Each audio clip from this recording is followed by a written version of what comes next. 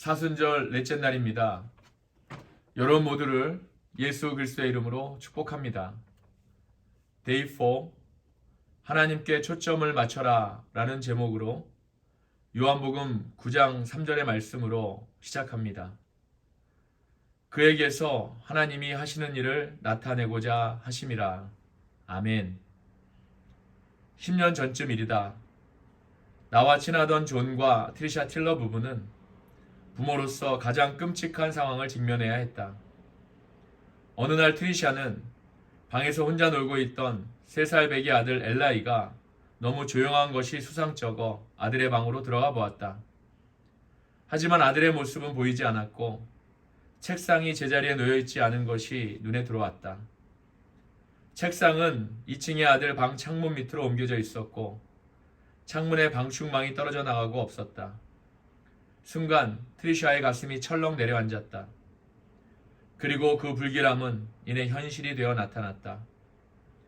얼른 창문으로 달려가 아래를 내려다보니 4m 아래 마당에 엘라이가 누워 있었다. 급히 병원으로 후송된 엘라이는 중환자실에서 3주 동안 생사를 넘나들며 치료를 받았다. 다행히 기적적으로 목숨은 건졌지만 심각한 뇌 손상은 피할 수 없었다. 오른쪽으로는 주변 시야를 볼 수 없었고 몸의 왼쪽은 신경과 근육 발달이 거의 이루어지지 않았다. 말도 심하게 더듬었으며 다리를 저렸다. 그래도 현재 12살이 된 엘라이 틸러는 여느 아이 못지않게 밝고 명랑하고 씩씩하게 자라고 있다. 최근에는 우리 교회에서 특송을 불렀는데 지켜보는 교인 중에 눈물 짓지 않는 사람이 없을 만큼 감동적이었다. 존과 트리샤 부부는 아들의 목숨을 살려주신 하나님께 셀 수 없이 감사를 드렸지만 완전한 치료를 간구하는 기도에는 응답을 받지 못했다. 그 사고로 인해 존은 불신과의 투쟁을 벌여야 했다. 존의 물음이다. 저는 하나님께 이렇게 묻기 시작했어요. 왜죠, 하나님? 왜 우리 어린아들이 창문에서 떨어져야만 한 거죠? 왜 우리 어린아들이 창문에서 떨어져야만 하는가? 왜 우리 아이인가? 왜 나인가?에 대한 대답을 얻기 위해 성경을 읽고 또 읽었어요. 그런데 알고 보니까 왜죠, 하나님? 이라는 질문은 결코 나만 했던 질문이 아니더군요. 요한복음 9장에 보면 예수님이 맹인으로 태어난 남자를 만나시는 장면이 나온다. 사람들은 그가 죄로 인해 눈이 멀었다고 생각했다.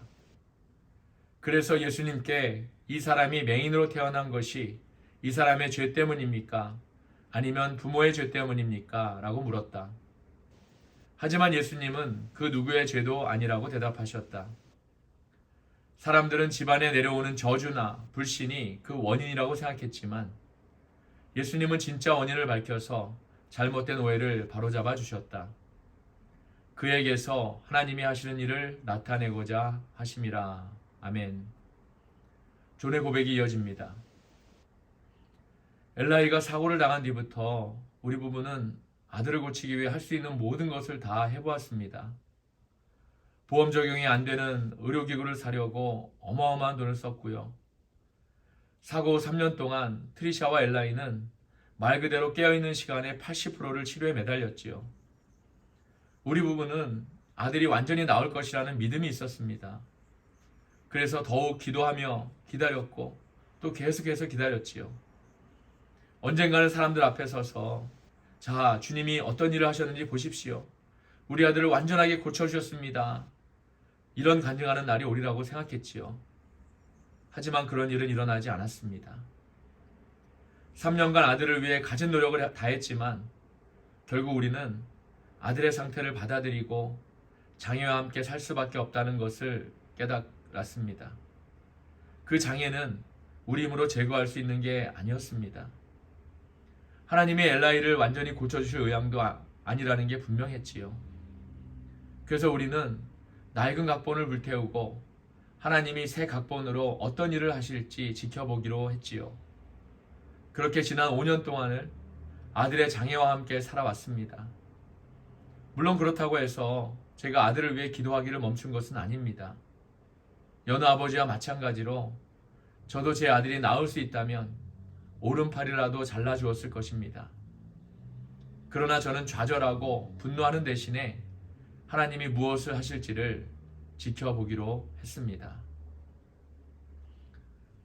시련이 닥칠 때 우리는 그 상황을 벗어나게 해달라고 기도한다.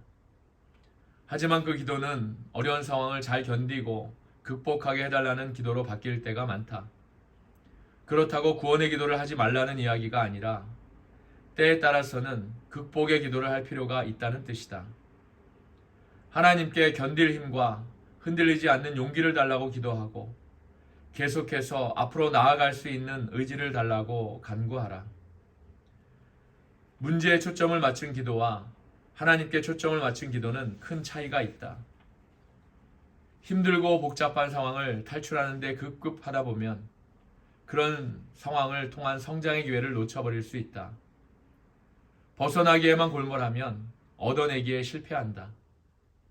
그 결과 하나님이 가르치시려는 교훈이나 인격 함양의 기회를 놓치고 만다. 현재 상황을 변화시켜 달라고 하나님께 매달리느라 자기 자신을 변화시키는 데에 무심해지면 안 된다. 자칫하면 10년 혹은 20년의 경험을 쌓지 못하고 1년의 경험을 10번 혹은 20번씩 되풀이할 수 있다. 물론 벗어나게 해주세요 라는 기도를 해야 할 때가 있다. 하지만 견디게 해주세요 라는 기도를 해야 할 때도 있다. 문제는 언제 어떤 기도를 해야 할지 분별력이 필요하다는 것이다. 사실 툭 터놓고 이야기하자면 우리가 드리는 기도 대부분은 하나님의 영광이 아니라 우리 자신의 안락과 행복이 주 목적이다. 우리는 문제를 기도로 해결하려고 한다. 하지만 그런 근시안적 기도는 하나님의 완벽한 계획을 차단한다. 어떤 시기, 어떤 상황에서는 그저 기도하며 견디고 인내할 필요가 있다. 나의 기도 적중 타율도 다른 사람의 그것과 하등 나을 바가 없다. 기도해도 태반이 응답을 받지 못하지만 그래도 나는 기도의 타격을 멈추지 않는다. 내가 원하는 기도 응답이 없을 때에도 상식을 초월하는 마음의 평강을 느끼곤 한다. 그 이유는 하나님이 내 기도를 들으셨기 때문이다. 기도는 들으셨지만 응답은 안 돼인 것이다. 나는 그래 라는 응답만이 아니라 안 돼 라는 응답을 주실 때에도 하나님을 찬양하는 법을 배웠다. 하나님이 안 돼 라고 하신 이유는 내가 잘못된 것을 욕심냈거나 잘못된 동기에서 강구했거나 시기가 적절하지 않아서일 뿐이다. 언젠가는 하나님이 응답하신 것뿐 아니라 응답하시지 않은 것에 대해서도 감사할 날이 올 것이다. 그분에게는 언제나 더 좋은 해답이 있기 때문이다. 우리는 가장 편하고 안락하게 하는 것이 최고의 응답인 경우는 거의 없다. 최고의 응답은 언제나 하나님께 최고의 영광을 올려드리는 것이다. 우리의 기도가 상황을 변화시킬 수 있을까? 물론이다. 그러나 상황이 변하지 않을 때에는 하나님이 우리를 변화시키기 원해서 그럴 수 있음을 기억해라. 기도의 1차적인 목적은 상황이 변하는 게 아니라 우리 자신이 변화되는 것이다. 하지만 어느 경우, 어느 상황에서든 주된 목적은 늘 하나님을 영화롭게 해드리는 것이다. 오늘의 기도 전략입니다. 하나님은 우리를 문제에서 구해 주실 때도 있지만 문제를 통과하게 하실 때도 있다. 아멘.